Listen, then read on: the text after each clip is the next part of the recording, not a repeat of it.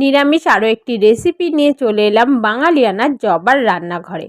এখানে একদম ছোট ছোট টুকরো করে মোচা কেটে নিয়েছি, আর আলু কেটে নিয়েছি, লাগছে আর টমেটো, আদা আর কাঁচা লঙ্কা।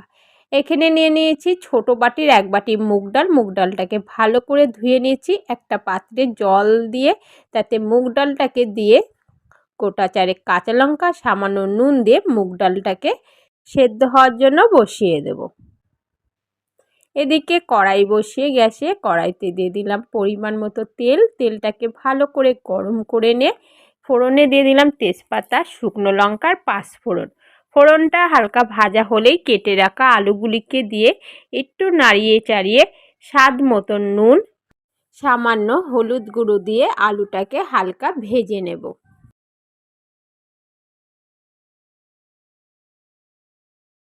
আলুটা হালকা ভাজা হলেই কেটে রাখা মোচা আর টমেটোটাকে দিয়ে একটু নাড়িয়ে চাড়িয়ে নেব।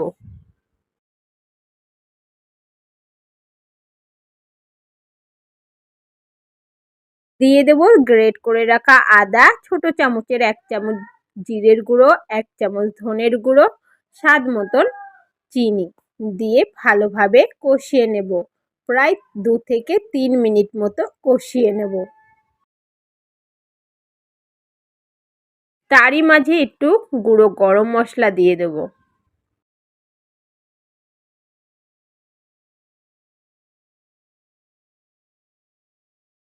2 থেকে 3 মিনিট ভালোভাবে কষিয়ে নিয়ে মোচা বা মশলার গা থেকে যখন তেলটা ছাড়তে থাকবে, তখন সেদ্ধ করে রাখা ডাল পরিমাণ সহ জল দিয়ে দেব। দিয়ে ভালোভাবে মোচার সাথে মিশিয়ে নিয়ে ঢাকা দিয়ে দেব 4 থেকে 5 মিনিটের জন্য। এই সময় গ্যাসের আঁচটাকে একদমই হাইতে রেখেছি। তো 4 থেকে 5 মিনিট বাদে আলুগুলি কিন্তু সুন্দর সেদ্ধ হয়ে গেছে আর ডালটা সুন্দর ফুটে গেছে। মোচার ডালের ঘনত্বটা এমনই থাকা অবস্থায় আমি নামানোর আগে 1 চামচ ঘি দিয়ে নামিয়ে নেব। যেহেতু মুগ ডাল ঠান্ডা হলে কিন্তু এর ঘনত্বটা আরও বেশি হয়ে যাবে। তো খুব সুন্দর একটি নিরামিষ এই মোচার ডাল অবশ্যই নিরামিষ দিনে একবার হলেও ট্রাই করে দেখো, খুব সুন্দর লাগে খেতে।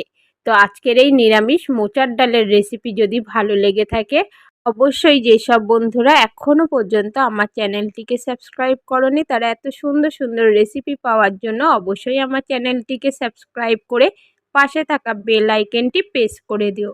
আর সঙ্গে একটা লাইক ও আপনজনদের কাছে শেয়ার করে দিও। তোমাদের একটা লাইক ও কমেন্টে আমাকে আরও উৎসাহিত দেবে নতুন নতুন রেসিপি শেয়ার করার জন্য। তো আজকে এখানেই শেষ করছি। ভালো থেকো, সুস্থ থেকো, শুভরাত্রি।